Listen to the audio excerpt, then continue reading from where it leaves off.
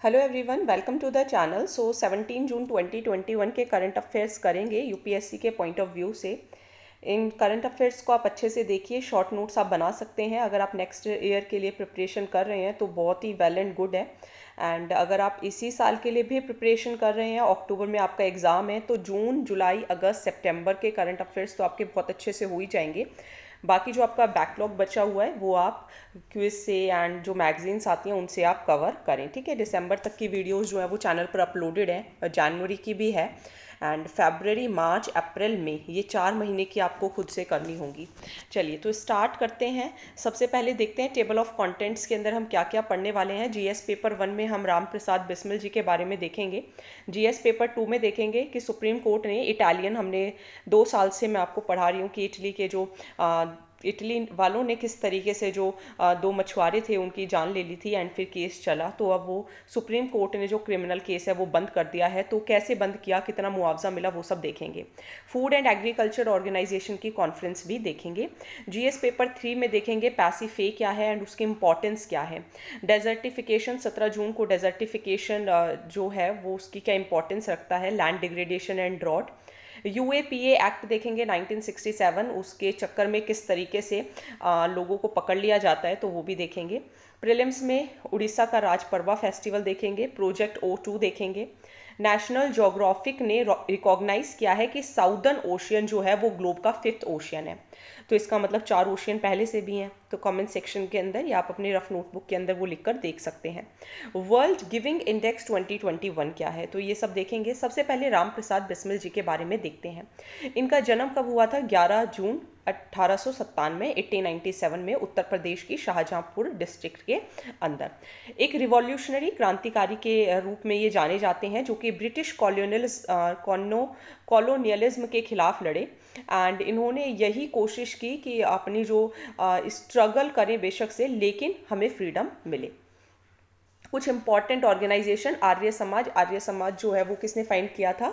दयानंद सरस्वती जी ने किया था 1875 में बॉम्बे के अंदर। तो ये उसके एसोसिएट थे। एंड इन्होंने गेंदा लाल दीक्षित के साथ मिलकर, जो कि एक टीचर थे, एक ऑर्गेनाइज किया, एक यूथ मीन्स काफ़ी जगह से काफ़ी लोगों को इकट्ठा किया, जैसे कि इटावा से, मणिपुर से, आगरा से, शाहजहांपुर से, और फिर 2 ऑर्गेनाइजेशन बनाई, मातृवेदी एंड शिवाजी समिति। ठीक है, तो ये 2 नाम आपको ध्यान रखने हैं, मातृवेदी एंड शिवाजी समिति।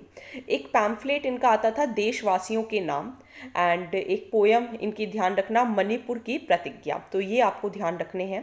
एंड किस तरीके से इन्होंने दे to collect funds for the parties, तो ये गवर्नमेंट जो कॉफर्स होते थे उन्हें लूटते भी थे। नाउ काफ़ी सारे व्यूज़ एंड रिजेंटमेंट के अलावा बावजूद इन्होंने हिंदुस्तान रिपब्लिक एसोसिएशन फाउंड की थी। राम प्रसाद बिस्मिल जी के साथ 2 नाम और हैं, आपको स्पेक्ट्रम में बहुत इजीली वो नेम मिल जाएंगे। उनके नाम आप वैसे यहाँ पर जो बाद वाले नाम है वो लिखे हैं कि भगत सिंह एंड जो चंद्रशेखर आज़ाद थे उनके साथ मिलकर देखिए हिंदुस्तान सोशलिस्ट रिपब्लिक एसोसिएशन बनी थी। लेकिन राम प्रसाद बिस्मिल जी के साथ 2 नाम और हैं, आप स्पेक्ट्रम के अंदर देखिएगा, नेट पर आप देख सकते हैं, उनके नेम आप कमेंट सेक्शन के अंदर लिखिएगा, जिन्होंने हिंदुस्तान रिपब्लिक एसोसिएशन बनाई थी। ठीक है, एक का नाम कुछ जगत कुछ ऐसे है, तो आप उसको सर्च कीजिएगा। चलिए, देन इन्होंने देखो मणिपुर जो कॉन्स्पिरेसी थी उसके अंदर भी पार्टिसिपेट किया 1918 में। 1925 के अंदर जो लखनऊ के पास जो काकोरी ट्रेन में जो लूट हुई थी उसमें भी ये शामिल थे। ठीक है, किसके साथ? अशफाकुल्ला खान के साथ। यहाँ पर भी इनके साथ 2 बंदे और थे, राम प्रसाद बिस्मिल, अशफाकुल्ला खान, एंड एक थे आपके लाहौरी जी थे, तो वो थे, एंड एक और थे आपके, मीन्स 2 जने और थे। तो ये 4 पर्सन्स थे। ठीक है, ये सब नेम आपको बहुत इजीली कौन सी बुक में मिलेंगे? स्पेक्ट्रम की बुक के अंदर मिल जाएंगे। ठीक है, देन देखिए इनका मेन एम क्या था कि जो महात्मा गांधी जी जो हैं उनको सपोर्ट करना चाहिए। राजघाट, इनको देखिए गोरखपुर जेल के अंदर राप्ती रिवर के जो बैंक है वहाँ पर इनको मीन्स लटका दिया गया था, एंड वो जो जगह है उस जगह को क्या कहा जाता है? राजघाट। ठीक है, तो ये आपको ध्यान रखना है। मैंने आपसे 2 नेम्स पूछे हैं, एक तो कौन से पूछे हैं, एक तो मैंने आपको पूछा हिंदुस्तान रिपब्लिक एसोसिएशन के 2 नाम, कि राम प्रसाद बिस्मिल के साथ कौन थे वो 2 जिन्होंने हिंदुस्तान रिपब्लिक एसोसिएशन बनाई थी। दूसरा मैंने पूछा है कि जो काकोरी ट्रेन के अंदर जो लूट हुई थी उसके अंदर 2 पर्सन तो ये थे, राम प्रसाद बिस्मिल, अशफाकुल्ला खान, 2 और थे। तो ये नेम्स आपको देखने हैं एंड कमेंट सेक्शन के अंदर भी लिखने हैं। अब देखिए काफ़ी टाइम से दो इटली के जो मराइन्स थे, उन्होंने क्या किया था, हमारे जो इंडियन के जो केरला कोस्ट पे दो फिशरमैन थे उनको मार दिया था। एंड फिर ये केस चला गया इंटरनेशनल ट्रिब्यूनल अवार्ड के अंदर। अब ये लोग जो हैं, इटली की जो सरकार है वो 10 करोड़ रुपए देगी, ठीक है। और ये देखो केस 2012 से चलता आ रहा है एंड आज 2021 हो गया है। तो आर्टिकल 142 के अकॉर्डिंग गवर्नमेंट ऑफ इंडिया ने कहा है कि एक्स्ट्रा ऑर्डिनरी पावर यूज़ करें 142 के अकॉर्डिंग, एंड जो भी क्रिमिनल जो केसेस हैं इन मराइन्स के खिलाफ उसे बंद किया जाए, क्योंकि UN convention on laws of sea भी है। तो यहाँ पे अब ये केस बंद होगा। ट्रिब्यूनल ने देखिए 3:2 के वोट में, मतलब 3 की सहमति से एंड 2 ने सहमति नहीं दी थी, तो ये कहा था कि इटालियन मराइन्स जो हैं वो डिप्लोमेटिक इम्यूनिटी इंजॉय कर रहे हैं, क्योंकि UN convention on law of sea के अकॉर्डिंग। लेकिन इटली ने कमिटमेंट किया एंड ट्रिब्यूनल ने कहा कि इंडिया को भी अपनी जुरिस्डिक्शन देखनी चाहिए। तो फिर देखी, एंड अब इसके बाद यही है कि उन जो दो मछुआरे की जो फैमिली है उनको 10 करोड़ रुपए मिलेंगे। देन देखिए फूड एंड एग्रीकल्चरल कॉन्फ्रेंस। तो फूड एंड एग्रीकल्चरल ऑर्गेनाइजेशन की 42nd कॉन्फ्रेंस हुई है।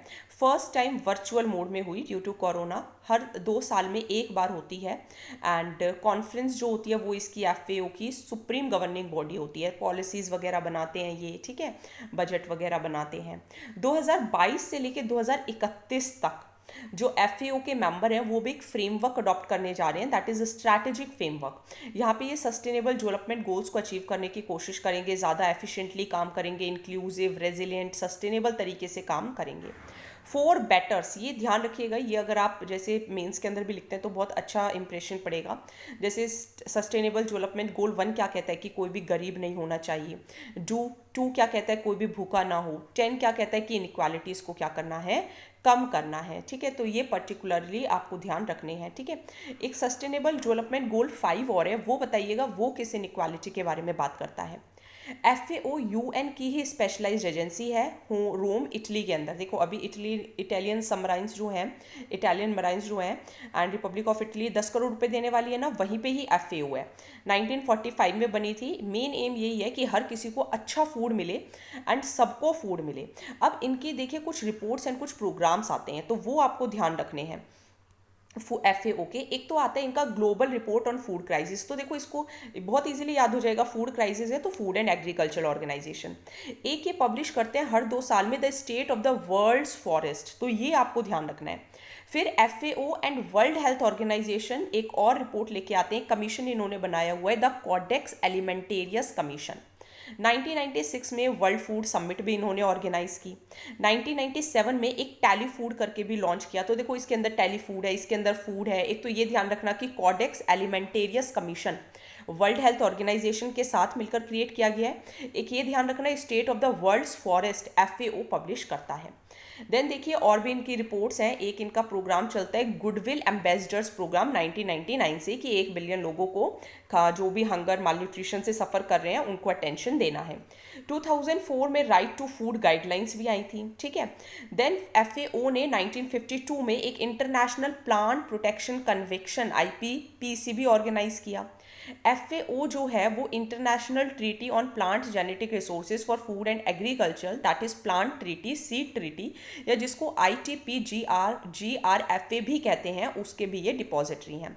देन आपको घियाज याद होंगे, globally important industrial agricultural heritage sites. बताइएगा अपने इंडिया में 2 हैं कि 3 हैं एंड उनके नाम क्या क्या हैं, ठीक है। एक तो कुट्टापोड है, वो मैं आपको बता देती हूँ, कुट्टानड है या कुट्टापोड है। तो और आप इसके अलावा बताइएगा कि 2 और हैं या 1 और है, ठीक है। इनको सर्च कीजिएगा, ये आपको एनवायरनमेंट की जो शंकर आईएएस है उस बुक के अंदर मिल जाएगा।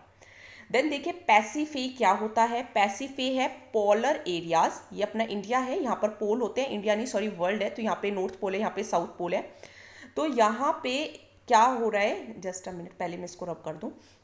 Polar areas stellar imaging in polarization high accuracy experiment, sky serving project है। देखा जाएगा कि मतलब सर्च करते रहते हैं लोग कि जैसे स्टार से जो लाइट आती है तो उसको पढ़ने की कोशिश कर रहे हैं कि ये जो लाइट है जिसकी वजह से जो लाइट वेव ऑस्किलेट्स करती हैं।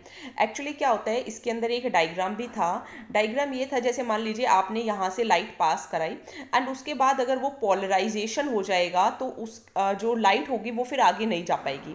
तो ये सर्वे मतलब एक तरीके से दो तरीके के पैरामीटर्स यूज़ करता है नॉर्दर्न एंड साउदर्न स्काइज को देखने के लिए। तो ये स्टार लाइट के जो पोलराइजेशन होते हैं उसको कैप्चर करते हैं, ठीक है, और फिर उसको पढ़ने की कोशिश करते हैं, जो भी डिस्टेंसेस होते हैं उसको मेज़र करते हैं, एंड इन सब डाटा को कंबाइन करके एक मैग्नेटिक फील्ड मैपिंग क्रिएट करने की कोशिश करते हैं, जिसका किसके थ्रू पढ़ने की कोशिश करते हैं, वेलॉप के थ्रू। वेलॉप का फुल फॉर्म क्या है, wide area linear optical polarimeter. तो ये इंपॉर्टेंट है, इससे जैसे बी मोड सिग्नल्स वगैरह हो गए, तो जैसे फिंगरप्रिंट्स हो गए, तो इन सबको जो CMB रेडिएशन होती है जिस किसी भी प्रोडक्ट से अगर निकलती है तो उसको पढ़ पाएंगे, एंड मींस ग्रेविटेशनल वेव्स क्या हैं तो इन सब के बारे में ये पढ़ पाएंगे। जैसे हमारा मिल्की वे गैलेक्सी हो गया तो इसके अंदर पोलराइज्ड रेडिएशन क्या होती हैं, तो इन सब प्रॉब्लम्स को ये समझेंगे कि किस तरीके से जो यूनिवर्स है उसके अंदर थिंग्स जो है वो किस तरीके से काम कर रही हैं। तो कुछ ना कुछ रिसर्चेज ये लोग करते रहते हैं। तो यहाँ पे रेडिएशन की रिसर्चेज होंगी कि किस तरीके से जो रेडिएशन निकलती है उसको सर्च किया जाएगा, ठीक है। तो ये आपको ध्यान रखना है, पोलराइज्ड पैसिव फेज। देन देखिए एक हाई लेवल डायलॉग मीटिंग हुई desertification, land degradation and drought को लेके, क्योंकि UNCCD, ये बताइएगा कब साइन किया गया था। वैसे मैं चलिए आपको बता ही देती हूँ, 1994 में साइन किया गया था। प्राइम मिनिस्टर नरेंद्र मोदी ने जो 14th सेशन था वो उसके प्रेसिडेंट भी थे। अभी देखिए यही है कि हमें हंगर तो कम करना ही है, पावर्टी को भी हटाना है, हंगर कम नहीं करना हमें, मीन्स हंगर ज़ीरो करना है, कोई भी भूखा ना सोए, 2030 के एजेंडा हैं। चैलेंजेस यही हैं, देखिए अर्थ का जो 1/5 एरिया है यानी कि 2 बिलियन हेक्टेयर से भी ज़्यादा डिग्रेड हो चुका है, ठीक है। ये आप क्लाइमेट चेंज इन सब में भी लिख सकते हैं। तो 1/5 यानी कि 2 बिलियन हेक्टेयर से भी ज़्यादा एरिया क्या हो चुका है, डिग्रेड हो चुका है। तो हमें ज़रूरत है कि हम अपनी सॉइल को मैनेज करें, वरना क्या होगा 90% से भी ज़्यादा डिग्रेड हो जाएगी 2050 तक। तो ये बहुत ज़रूरी है। 3.2 बिलियन पीपल, 40% ग्लोबल पॉपुलेशन जो है वो इससे अफेक्ट होगी। तो ये क्लाइमेट चेंज को भी बढ़ावा देता है, इससे बायोडाइवर्सिटी लॉस होती है, सूखा पड़ता है, वाइल्ड फायर्स होती हैं, तो इसलिए इसको रोकना ज़रूरी है। तो ये आई गया UNCCD 1994 में बना था, एंड ये अकेला लीगली बाइंडिंग एग्रीमेंट है, मीन्स आपको मानना ही मानना पड़ेगा। रियो कॉन्फ्रेंस एजेंडा 2021 के साथ इसको शामिल किया गया था। 2 पॉइंट शामिल किए गए थे, एक UNCCD और एक और था, वो आप बताइएगा। रियो कॉन्फ्रेंस एजेंडा 2021 में क्या 2 पॉइंट शामिल किए गए थे, एक था UNCCD, एक और था, वो आप सर्च कीजिए, आपको शंकर IAS की बुक में मिल भी जाएगा। एम यही है, ड्राई लैंड्स इन सबको क्या करना है, कम करना है। चलिए आप फैक्ट्स फॉर फिल्म्स देखेंगे। सबसे पहले राजा परबा फेस्टिवल कहाँ मनाया जाता है, उड़ीसा में।